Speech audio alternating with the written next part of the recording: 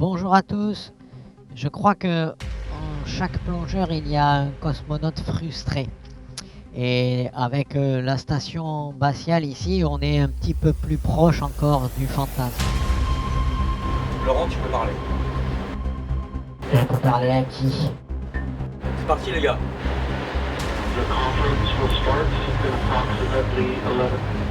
C'est la première fois qu'on parle de Houston. Ça bouge, ça bouge. Laurent, tu peux parler. Thomas? Ouais, je t'entends. Oh, génial! Génial. Écoute Thomas, un immense merci d'avoir accepté mon invitation. Je suis touché, mais je pense que les 45 personnes en surface qui s'occupent de nous et mes 3 camarades juste à côté sont tous vraiment super reconnaissants que tu aies pris un peu de ton temps pour faire ce duplex entre la station spatiale et notre petite station spatiale. Écoute, non, ça me fait plaisir. On a eu du mal à se connecter, mais tu vois, finalement, on y arrive. Comme quoi, les milieux Ouais. extrêmes, ça marche quand même. Et puis, non, c'est super. Écoute, nous, c'est samedi, tu vois. Je sais pas quel est votre emploi du temps, mais nous, c'est relâche. On a briqué la station ce matin. C'est comme un navire. Et puis là, cet après-midi, chacun vaque un petit peu à ses occupations. Et du coup, ça m'a donné le temps de vous appeler. Donc, c'est chouette qu'on soit arrivé à le faire. Il y a 1 heure ou 2, on était encore dans l'eau, par 120 mètres de fond. Une plongée qu'on a écourtée un petit peu, précisément parce qu'on ne voulait pas rater notre conversation. C'était pas plus mal parce qu'au bout de 3 heures, moi j'étais frigorifié. Mon chauffage électrique est tombé en panne. Et dès la première minute de la plongée, j'ai compris que ça allait être très très dur. Mais le spectacle était tellement incroyable que bon, voilà, on a pris chacun prend sur soi quand c'est comme ça et voilà. Bah, excellent. Écoute, non, c'est bien. Ça me fait plaisir d'écouter un peu tes aventures. Ça me rappelle les miennes. Hein, je te le cache pas. Je pense qu'il y a plein de parallèles. Nous, quand tu parles de sortir en plongée, moi, ça me rappelle quand nous on sort en sortie extravéhiculaire. C'est un peu la même chose. Tu sais, on va se confronter à un environnement qui est extrême, qui est inhospitalier. Et puis quand la technique nous lâche, ça nous est arrivé aussi une fois ou deux. Parfois, on a des petits soucis. Tu dis, il faut prendre sur soi ou il faut faire avec. Mais non, écoute, moi j'aime bien ce parallèle parce que vous avez le confinement, nous aussi, l'isolation, c'est cette espèce de vie en milieu fermé, et puis de temps en temps une sortie dans des milieux difficiles. Mon collègue Shane qui passe derrière, tu vois. Moi aussi, je suis entouré. Il y a un peu plus de 45 personnes qui s'occupent de nous au sol. En tout. Je me doute, ouais. Un peu dans tous les pays. Ouais. Mais on a aussi ce parallèle-là d'avoir une équipe au sol qui s'occupe de nous. Donc écoute, raconte-moi un peu là. Ben, Donc vous êtes à peu près exactement. Alors si tu veux bien, je vais te faire visiter notre station spatiale qui appartient en fait à l'INPP, l'Institut national de la plongée professionnelle. C'est basé à Marseille et c'est la dernière école au monde à former des scaphandriers pour aller faire des travaux à grande profondeur. Déjà nous pour la Coupe d'Europe, pour suivre la Coupe d'Europe, on a un mini baby-foot. Ça c'est voilà, pour ça. Là, de ce côté-là, il y a plein d'arrivées de gaz et d'électricité. Juste ici, il y a le sas par lequel les repas nous sont acheminés. Voilà, là il y a une petite bibliothèque de faune et flore de Méditerranée. Donc là il y a Thibaut Roby, lui sa maison est là. Antonin Gilbert et puis il y a un Roberto Rinaldi qui filme.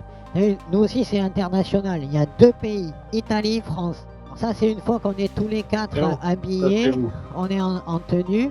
Et alors ensuite, une fois qu'on est dans la tourelle, la surface la décroche de la station. Et elle traverse le plancher de la barge, elle descend jusqu'à 120 mètres. La porte va s'ouvrir toute seule puisque la pression dehors sera la même que la pression dedans. Et on quitte pour aller rejoindre les plus beaux écosystèmes de Méditerranée, les récifs coralligènes. Autrement dit, les récifs coralliens de la Méditerranée. Et voilà, là, on en vient à l'étude d'aujourd'hui. Notre mission, c'est ça. Et tu trouves pas que ça ressemble à des images de la Lune ou de Mars? C'est des images faites au sonar latéral. Un peu, ouais, un peu. Il y a comme des cratères. Et ça, c'est une découverte qui a été faite il y a 10 ans par des universitaires de Corté, de l'université de Corse. Et ils ont découvert des anneaux des anneaux mystérieux jusqu'à 30 mètres de diamètre, 1 millier d'anneaux inexplicables et uniques au monde.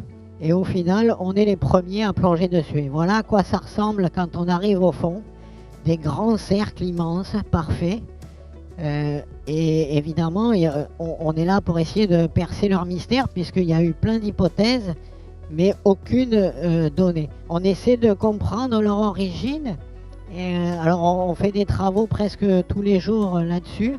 Et c'est vraiment une chance qu'on a d'accéder à ces eaux protégées, parce qu'il ne faut pas oublier que si elles sont menacées, elles sont aussi protégées et qu'elles appartiennent, ces eaux, cette région, au parc naturel marin du Cap Corse et de la Griotte. Si tu avais une théorie, attends, si je t'en pose une de questions impossible à répondre, quelle est ta théorie sur les anneaux du Cap Corse? C'est vrai que quand c'est régulier et quand c'est hyper régulier, on n'a pas l'habitude de voir des choses extrêmement régulières, extrêmement organisées dans la nature. La nature aime bien quand même un petit peu le chaos, les choses qui partent dans tous les sens. Ben ouais. Mais écoute, je sais pas, il doit y avoir un phénomène géologique qu'on connaît pas. Enfin, évidemment, comme tu dis, pour moi c'est difficile, mais j'imagine que vous avez déjà un peu des pistes ou des théories, ou vous avez mis des choses sur le papier, que vous en parlez tous les jours dans vos 5 mètres carrés, j'imagine quand même. Ouais, non, c'est sûr, ça avance un peu, on a quelques idées, et surtout on a fait des découvertes récemment, parce qu'on a essayé de faire des carottages. Ça aussi, on a réussi à faire des carottages par 120 mètres de fond à la main, enfin avec des carotteuses hydrauliques. Ça aussi, c'est grâce au soutien de la Marine nationale et des plongeurs de la Cefismer, parce que tout seul, on n'aurait jamais réussi à faire un truc pareil. Eux ont le savoir-faire de ces méthodes et nous on a le savoir-faire pour aller très profond, et voilà, mélanger, ça a marché. C'est magnifique parce que c'est un mystère et je crois qu'il n'y a rien de plus attirant que les mystères. Enfin, je pense que si t'es là-haut, c'est aussi pour percer des tonnes de mystères. Quand je vois tes photos, déjà super photos, moi qui prends un petit peu de photos, je me dis ça doit pas être si facile à faire des photos par 70 mètres ou 120 mètres de fond avec les lumières, etc. Donc vraiment bien. Ça, c'est des choses qu'on ne peut pas voir autrement qu'en allant sur place. Et j'aime bien cette idée qu'il faut aller sur place physiquement. Et je pense que tu es bien placé pour... Enfin, j'imagine que tu défends l'idée d'aller dans l'espace, pas qu'avec des robots, quoi. Ouais. Dans l'exploration spatiale, c'est pareil. Si tu veux emmener l'humanité, si tu veux vraiment voir ce qu'il en est, il faut y aller. Nous, on se met dans ces conditions-là, tu sais, moi j'ai fait à mon tout petit niveau, on a fait une mission de 9 jours sous l'eau en saturation pour simuler justement une mission spatiale.